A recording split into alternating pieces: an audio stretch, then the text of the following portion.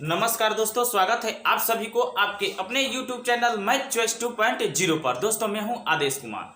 दोस्तों ये SSC GD का मैथ का मेरा दूसरा क्लास है, ठीक है ना दोस्तों। ये मिसलेनियस प्रश्न होगा इसमें, तो चलिए बिना टाइम गंवाए हुए शुरू करते हैं प्रश्न। ये पहला प्रश्न आपको स्क्रीन पे दिखाई देता होगा। पहला प्रश्न कह रहा है 10% और 20% के क्रमिक बट्टों के समतुल्य एक अकेला बट्टा क्या होगा, ठीक है ना दोस्तों। तो इसके लिए एक फॉर्मूला होता है, चाहे देता है दो समतुल्य छूट का एक अकेला समतुल्य छूट क्या होगा, ठीक है ना। तो इसके लिए फॉर्मूला होता है a plus b minus a b बटा 100%, ठीक है ना। तो इस पर हम रख देंगे इस एथी पर सूत्र पे। ए के जगह पहला बट्टा होगा तो 10, फिर प्लस बी के जगह दूसरा बट्टा होगा तो 20, ठीक है ना। और फिर माइनस ए बी, ए के जगह 10 है, फिर ए गुणा में है, बी के जगह 20 है तो 20 रखना, अब बट्टा 100%, ठीक है ना। तो इसको काट लेंगे दोस्तों। ये दो एक जीरो से एक जीरो कट गया, एक जीरो से एक जीरो कट गया, ठीक है ना।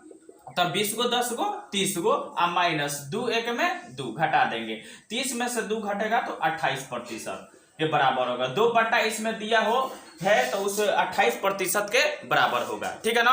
तो अब चलिए दूसरा प्रश्न देखते हैं। दूसरा प्रश्न कह रहा है दोस्तों, एक व्यक्ति एक वस्तु 960 रुपए में बेचता है और 4% की हानि सहता है। यानी एक व्यक्ति है जो 960 रुपए में एक वस्तु बेचता है तो उसको 4% की हानि होती है। तो तदनुसार उसका क्रय मूल्य कितना था। दोस्तों इसमें एसपी दिया है, तो आप लोग को मालूम है जिस मूल्य पर कोई वस्तु बेचते हैं उसे विक्रय मूल्य कहते हैं, और जिस मूल्य पर कोई वस्तु खरीदते हैं उसे क्रय मूल्य कहते हैं। तो यानी इसमें विक्रय मूल्य दिया है 960 रुपया, ठीक है ना दोस्तों। एसपी यानी 960 रुपया है, ठीक है। इस प्रश्न में हानि उसको हो रहा है 960 रुपए में बेचने पर 4% की हानि हो रहा है। तो अब पूछ रहा है कि क्रय मूल्य कितना था उसका, तो ठीक है ना दोस्तों। तो जब भी लाभ या हानि दे तो उसका पहले होल वैल्यू निकाल देते हैं। तो इसको निकालेंगे 4% का मतलब बट्टा में 100 होता है, तो इसको काटेंगे। 4 एक में 4, 4 दूना 8 है, इसमें 2 चला गया तो ये 20 होता है, 4 5 20 यानी 1/25 हुआ। तो दोस्तों होल वैल्यू को क्या किया जाए, जब हानि रहता है तो हर में अंश घटा देते हैं, और जब लाभ रहता है तो हर में अंश जोड़ देते हैं, ठीक है ना दोस्तों। तो ये हानि है तो हर में क्या करेंगे, हर में अंश घटा देंगे अंश को। तो 25 में से घटेगा तो 24/25 होगा, ठीक है ना दोस्तों।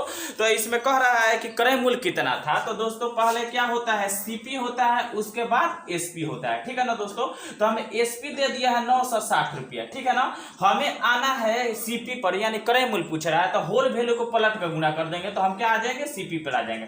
तो इसको होल वैल्यू को उलट कर गुणा कर रहे हैं, 25 बटा 24। तो इसको काटेंगे 24 से में 24, 24 चौके 96 एक जीरो हो जाएगा।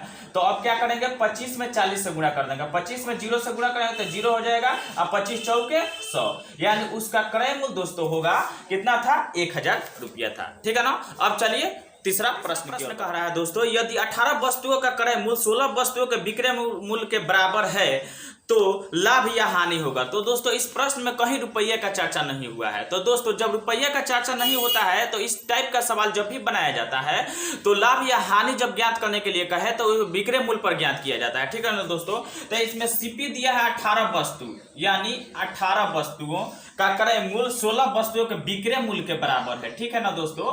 तो इसमें इसका प्रश्न का कहना है कि जितना रुपया में 18 वस्तु खरीद कर ला रहा है उतना रुपया में 16 वस्तु बेच रहा है, तो यानी 2 का लाभ हो रहा है दोस्तों। तो 2 का लाभ हो रहा है तो रुपया का चर्चा नहीं हुआ तो विक्रय मूल्य पर ज्ञात करेंगे। तो विक्रय मूल्य बट्टा में विक्रय मूल्य लिखते हैं 16, अब प्रतिशत में लाना है तो 100% से क्या करते हैं, गुणा करते हैं, ठीक है ना। इसको काट लेंगे, 2 एक में 2, 2 8 16, ठीक है ना। फिर इसको काटेंगे 2 चौके 8, और फिर 2 5 10 और 0 के 0, ठीक है ना दोस्तों। फिर इसको काटेंगे 2 दूनी के 4, और फिर 2 दूनी के 4, 2 5 10 यानी 25/2% होगा उसका लाभ, ठीक है ना। तो ऐसे ही वीडियो देखने के लिए धन्यवाद। मेरे चैनल को सब्सक्राइब कीजिएगा।